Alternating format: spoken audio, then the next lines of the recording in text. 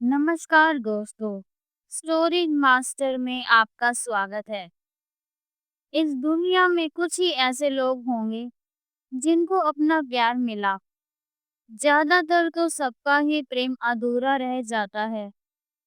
प्रेम जब अधूरा रह जाए तो वो सिर्फ याद ही नहीं बनता, वो एक जीवन शैली बन जाता है।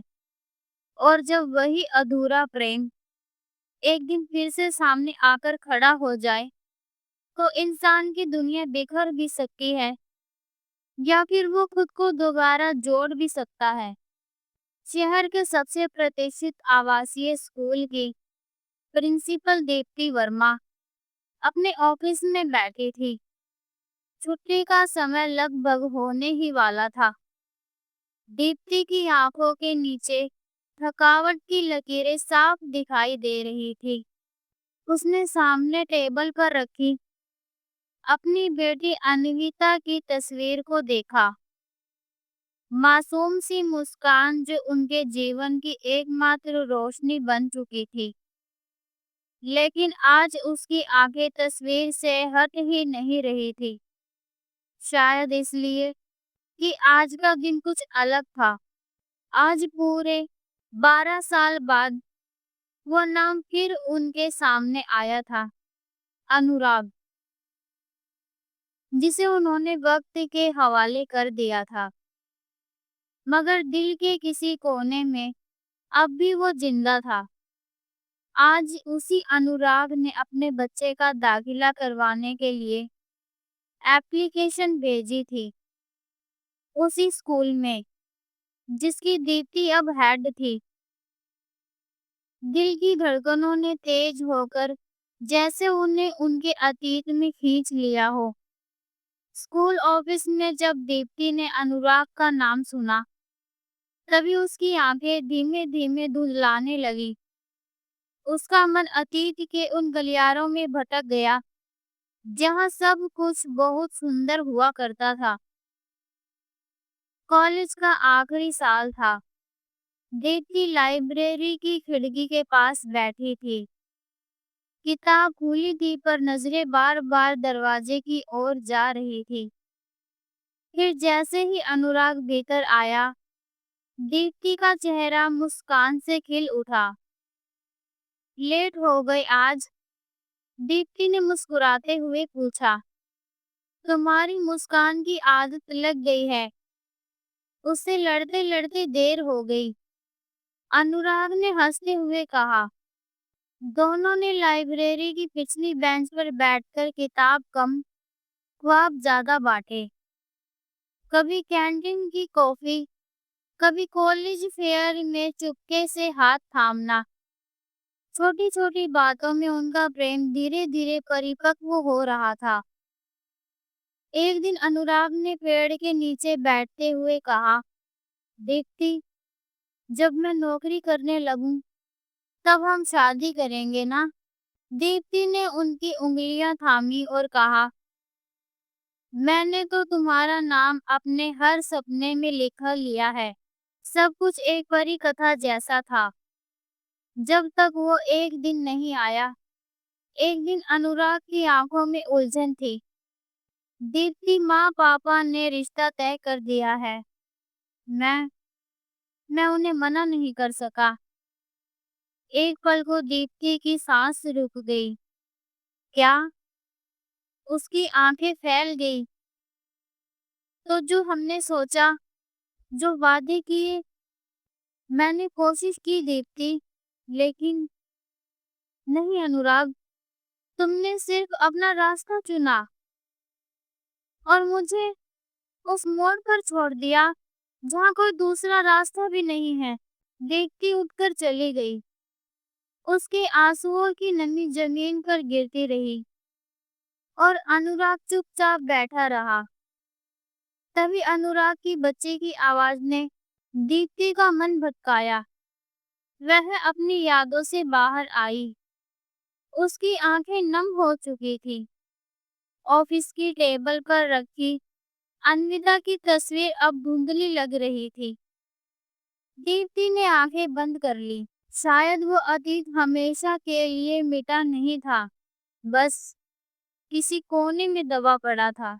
आयुषी, अगला पेरेंट अंदर भेजो, उन्होंने इंटरकॉम पर कहा, मगर इस बार उनकी आवाज में एक अनजाना कंपन था। मैम, एक आदमी आया है, अपनी बेटी का एडमिशन कराना चाहता है, भेज दो। और एक फाइल पर दस्तखत करने लगी। जैसे ही दरवाजा खुला और एक 6 साल की बच्ची के साथ एक आदमी अंदर आया, दीप्ति की चलती हुई कलम रुक गई। उसके चेहरे पर हल्की सी कंपन हुई। उसके होठों से शब्द निकला, अनुराग। उस आदमी ने भी धीमी आवाज में कहा, दीप्ति। कुछ क्षणों के लिए सन्नाटा पसर गया। ये वही अनुराग था, दीप्ति का कॉलेज का पहला और आखिरी प्यार। अब थोड़े बाल सफेद हो चुके थे, आंखों के नीचे थकावट थी, लेकिन चेहरा वैसा ही था जो उसकी यादों में आज तक जिंदा था। यह मेरी बेटी अन्विता है, अंदर आकर अनुराग ने कहा। मेरी पत्नी की मृत्यु को 1 साल हो गया है। बच्ची को अकेले संभालना मुश्किल हो रहा था। सोचा किसी अच्छे आवासीय स्कूल में दाखिला करा दूं, और पता चला कि यही स्कूल सबसे अच्छा है। लेकिन मुझे यह नहीं पता था कि तुम यहाँ की प्रिंसिपल हो। दीप्ति बिल्कुल चुप रही। उसकी नजरें बार-बार उस बच्ची पर ही जा रही थी, जो मासूम आंखों से दीप्ति को ही देख रही थी। कॉलेज के दिन जैसे फटाफट आंखों के सामने घूम गए। एक हरी घास पर बैठे वे दोनों, पेड़ के नीचे हाथ थामे बैठे हुए, वो शामें, वो वादे। और फिर एक दिन अनुराग ने कहा था, माँ पापा ने मेरे लिए लड़की देख ली है। मैं मना नहीं कर पाया। उस दिन दीप्ति की आंखों से सपनों का सारा रंग बह गया था। उसके बाद दीप्ति ने जीवन को किताबों, शिक्षा और अनुशासन में बांध लिया। शादी का नाम कभी दोबारा नहीं लिया। उसका प्रेम, उसका दर्द, सब अंदर ही अंदर दब गया। एडमिशन हो चुका था। तभी अनुराग बोला, अगर कोई आपत्ति ना हो तो क्या आप मेरे साथ चलेंगी? अन्विता के लिए यूनिफॉर्म और काफी चीजें खरीदनी है। अनुराग ने धीमे स्वर में पूछा। पहले तो दीप्ति थोड़ी देर चुप रही, फिर बोली, ठीक है चलते हैं। बाजार की गलियों में बारिश की हल्की बूंदें गिर रही थी। दीप्ति खुद कपड़े, जूते, किताबें चुन रही थी, बिन कुछ बोले, बिल्कुल एक माँ की तरह। अनुराग चुपचाप उसे देख रहा था। तुम अब भी वैसी ही लगती हो, दीप्ति, उसने कहा। तुम भी वैसे ही हो, गैर जिम्मेदार, लेकिन मोहक, दीप्ति ने मुस्कुराकर जवाब दिया। एक पल को दोनों हंस पड़े, जैसे 12 साल बाद भी कुछ बदल नहीं पाया हो। अन्विता दीप्ति के पास ही रहने लगी। दीप्ति उसे अपने घर ले गई। उसने बच्ची के बाल गूंथे, उसे दूध पिलाया, रात को कहानियां सुनाई और पढ़ने में उसकी मदद की, जैसे एक माँ अपने बच्चे की करती है। दीप्ति की एक सहेली जो स्कूल में अंग्रेजी की टीचर थी, राधा, जब छुट्टी से लौटी तो यह सब देखकर चौंक गई। दीप्ति, ये सब क्या है? ये बच्ची किसकी है? अनुराग की। उसकी पत्नी नहीं रही। बच्ची अनाथ हो जाती अगर मैंने इसे न रखा होता। और अनुराग, वह कुछ दिन रहकर वापस चला गया, कहता है जल्दी लौटेगा। राधा दीप्ति के चेहरे को पढ़ने की कोशिश कर रही थी, लेकिन वह मुस्कान में सब छुपा लेती थी। 3 दिन ही बीते कि अनुराग फिर लौटा। इस बार वह दीप्ति के घर ही रुका। तीनों साथ खाना खाते, बच्ची के साथ पार्क जाते। दीप्ति के मन में एक नई सी आशा उगने लगी थी। एक शाम जब बच्ची सो गई, अनुराग और दीप्ति बालकनी में बैठे थे। कभी सोचा नहीं था कि इतने सालों बाद हम फिर से मिलेंगे। अनुराग ने पूछा। दीप्ति ने कहा, मैंने तो सोचना ही बंद कर दिया था अनुराग। अनुराग ने आगे बढ़कर उसका हाथ थाम लिया। तुमने बहुत कुछ सहा दीप्ति, मैं जानता हूँ। दीप्ति की आंखें भर आई। तुम्हें नहीं पता अनुराग, मैंने कभी किसी और से शादी ही नहीं की। तुम्हारे जाने के बाद मेरी पूरी दुनिया ही बदल गई। तुम्हारे जाने के बाद मुझे पता चला कि मैं माँ बनने वाली हूँ। मैंने पूरे समाज से और घर वालों से लड़कर अपनी बच्ची को जन्म दिया। मैं कितनी तकलीफों से गुजरी, तुम अंदाजा भी नहीं लगा सकते। घर वालों ने साथ छोड़ा और बाहर वालों के ताने, इतना सब कुछ सहने के बाद भी मैं अधूरी हो। अगर मुझे मेरी बच्ची छोड़कर चली गई हमेशा के लिए, लेकिन जब मैंने तुम्हारी बच्ची को देखा, हूबहू वही चेहरा, मेरे अंदर की ममता फिर से जाग गई। मुझे बहुत अफसोस है दीप्ति, पर मैं लौट आया हूँ ना, अनुराग ने कहा। उस रात दीप्ति खुलकर बहुत रोई। अनुराग माफी मांगने लगा। उसकी आंखों में आंसू देखकर दीप्ति ने उसे माफ कर दिया, शायद खुद के लिए। उस रात बहुत तेज बारिश हो रही थी। दीप्ति की बालकनी से टपकती बूंदों की आवाज जैसे दोनों के दिल में उतर रही थी। अनुराग ने दीप्ति के गीले बालों को देखा और धीमे से बोला, आज की रात तुम मुझे फिर से कॉलेज की शामों की याद दिला रही हो। दीप्ति ने ठंडी मुस्कान दी और कहा, अब वो दिन कभी लौटकर नहीं आ सकते अनुराग। अनुराग ने कहा, वो दिन ना सही, लेकिन हम तो है ना। उसने धीमे से दीप्ति का हाथ थामा और उसकी हथेली पर हल्का सा स्पर्श किया। वो कंपन जो बरसों से दिल में दबी थी, आज फिर हिल उठी थी। दीप्ति की आंखों में फिर से आंसू आ गए। अनुराग, इस बार अगर हम फिर से बिछड़े तो मैं टूट जाऊंगी। नहीं, अब की बार मैं तुम्हें छोड़कर कहीं नहीं जाऊंगा, उसने वादा किया। अगली सुबह अन्विता सोकर उठी तो नींद में उसने पहली बार दीप्ति को मम्मा कह दिया। दीप्ति ने चौंक कर देखा, फिर खुद को रोक नहीं पाई। उसने बहुत प्यार से बच्ची को सीने से लगा लिया। उस पल उसने खुद से वादा किया, अब चाहे जो हो, ये रिश्ता अब अधूरा नहीं होगा। उसे अनुराग को छोड़ना अब असंभव लगने लगा था, लेकिन दीप्ति ने अब तक उसकी कोई योजना नहीं सुनी थी। उसे नहीं पता था कि अनुराग क्या करने वाला है। एक बार फिर से वह बिखरने वाली थी। एक सप्ताह बाद स्कूल की परीक्षाएं शुरू हुई और अनुराग फिर से चला गया। उसने कहा, मैं जल्दी ही लौटूंगा, मुझे कुछ जरूरी काम है। इंतजार में 15 दिन बीत गए। फिर एक दिन अनुराग का फोन आया। अनुराग बोला, अन्विता की मौसी आ रही है, उसे उसके साथ भेज देना। दीप्ति ने हैरान होकर पूछा, तुम नहीं आओगे? अनुराग ने सपाट जवाब दिया, नहीं, मेरा आना संभव नहीं है। दीप्ति ने कहा, क्यों? लेकिन उसकी बात सुनने से पहले ही उसने फोन काट दिया। दीप्ति कुछ देर तक रिसीवर पकड़े बैठी रही। कमरे की दीवारें जैसे उस पर हंस रही थी। 3 दिन बाद एक औरत आई, अनुराग की साली। वो बेहद थकी हुई और चिड़चिड़ी लग रही थी। दीप्ति ने पूछा, आप क्यों आई हैं बच्ची को लेने? इसके पापा क्यों नहीं आए?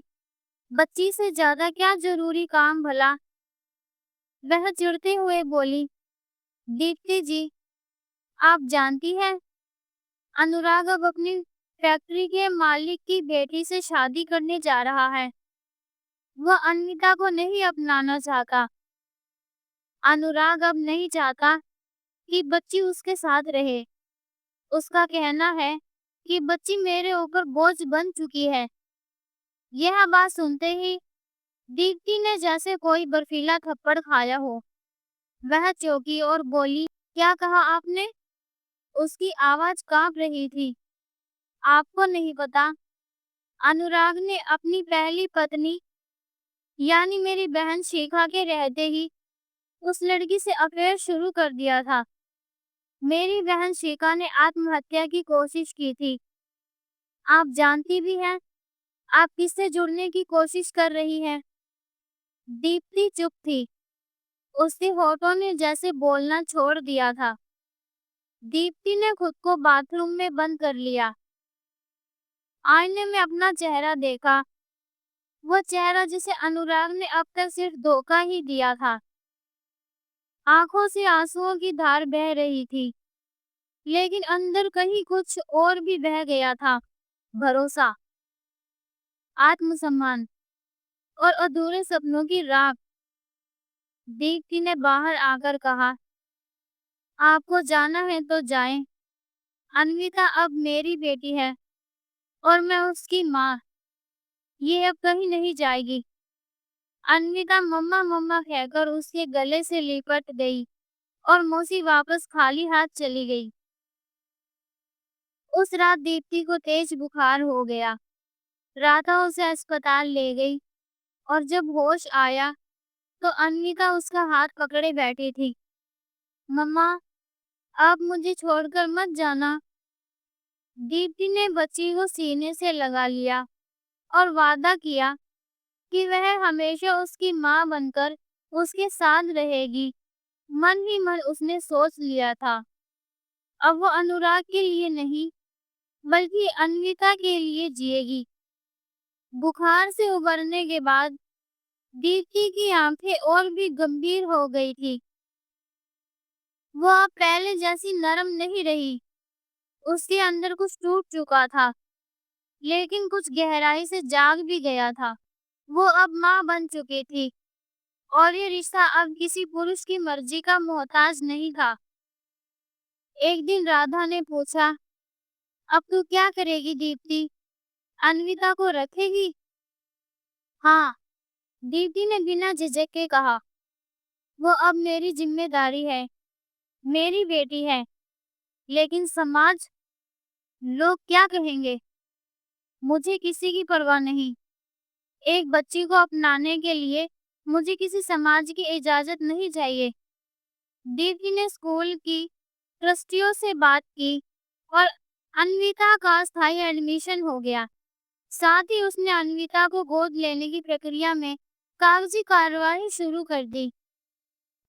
शुरुआत में थोड़ा विरोध हुआ, लेकिन उसकी ईमानदारी और मेहनत ने सभी को मना लिया।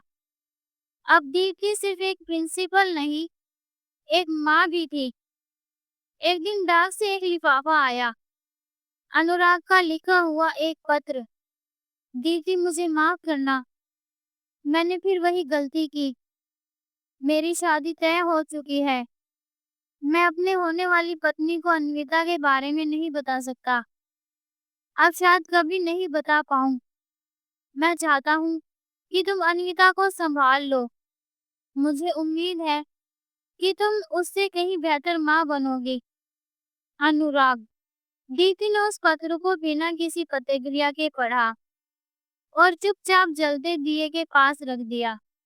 सारे शब्द धुआं बनकर उड़ गए। स्कूल का सालाना प्रोग्राम था।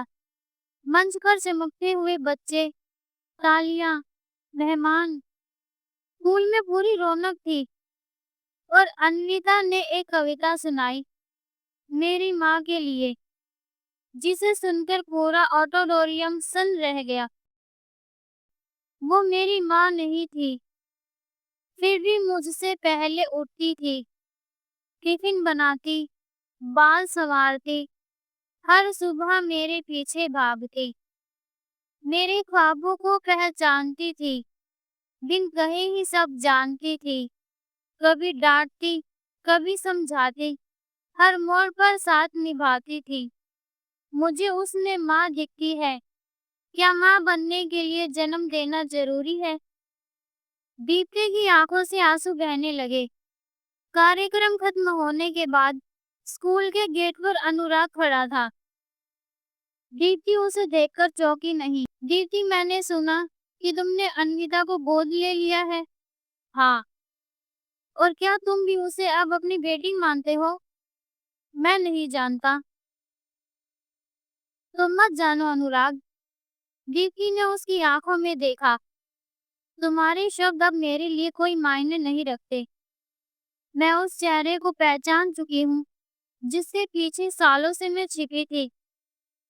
अनुराग ने उसका हाथ पकड़ते हुए कहा, मैं मैं चाहता हूँ कि हम दोस्त बने रहें। तुम सिर्फ एक अतीत हो अनुराग, और मैं अब अतीत में नहीं जीती। दीप्ति ने उसका हाथ झटका और गेट बंद कर दिया। राधा ने उसे गले लगा लिया और कहा, आज तू जीत गई दीप्ति, तू टूट कर भी नहीं टूटी। दीप्ति ने मुस्कुराकर अन्विता की ओर देखा, जो उसके आंचल में छुपी बैठी थी। दीप्ति एक शांति में मुस्कान के साथ कहा, मैं बस माँ बनना चाहती थी राधा, और आज मैं पूरी हूँ। अगली सुबह की किरण खिड़की पर टकरा रही थी। अन्विता ने नींद में करवट ली और धीमे से कहा, मम्मा। दीप्ति उसके माथे पर हल्की सी चुम्बन देकर बोली, हाँ बेटा, मम्मा यही है।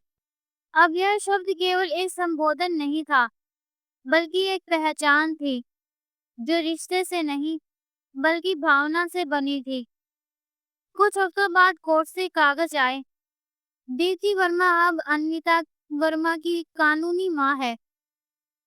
कागजों में मुहर लगी, लेकिन जो रिश्ता पहले ही दिल पर अंकित हो चुका था, अब समाज के सामने भी स्वीकार हो गया। स्कूल में बधाइयों का तांता लग गया। स्टाफ, ट्रस्टीज और बच्चों के माता-पिता सबने दीप्ति को फैसले की सराहना की। अन्विता अब खुल चुकी थी। उसकी आंखों में डर नहीं, बल्कि आत्मविश्वास था। वो स्कूल की सांस्कृतिक टीम का हिस्सा बन गई। अन्विता पेंटिंग, डांस, हर क्षेत्र में आगे, और हर बार मंच से नीचे उतरकर सीधा दौड़ती थी दीप्ति की गोद में। एक शाम दीप्ति को राधा का लिखा एक छोटा सा नोट मिला। दीप्ति, तूने मुझे फिर से भरोसा करना सिखाया। तूने माँ शब्द की परिभाषा ही बदल दी। और सबसे बड़ी बात, तूने अपनी कहानी खुद लिखी, वो भी बिना किसी मर्द की कलम के। दीप्ति की आंखें भर आई। कभी-कभी दोस्त की सच्ची बात एक आईने की तरह होती है, जिसमें हम खुद को पहली बार पूरी तरह देख पाते हैं। दीप्ति अब भी स्कूल की प्रिंसिपल थी। अब भी रोज सुबह यूनिफॉर्म में तैयार होकर समय से ऑफिस पहुंचती थी। फर्क सिर्फ इतना था कि अब उसका घर खामोश नहीं था, उसकी जिंदगी अधूरी नहीं थी। रात को अन्विता को कहानी सुनाते समय उसने महसूस किया कि उसने अपने जीवन की सबसे सुंदर कहानी खुद लिख दी है। कभी-कभी वो लोग जो हमें तोड़ते हैं, हमें हमारी सबसे बड़ी ताकत भी दे जाते हैं। अनुराग ने दीप्ति का जीवन छीनने की कोशिश की, लेकिन उसी ने उसे अन्विता दे दी, जो दीप्ति की माँ बन गई। अब वो अकेली नहीं थी, अब वो अधूरी नहीं थी, अब वो माँ थी, और यही था एक माँ का पुनर्जन्म। कहानी अच्छी लगी तो वीडियो को लाइक, शेयर और चैनल को सब्सक्राइब जरूर करें। हमारी कहानी सुनने के लिए धन्यवाद।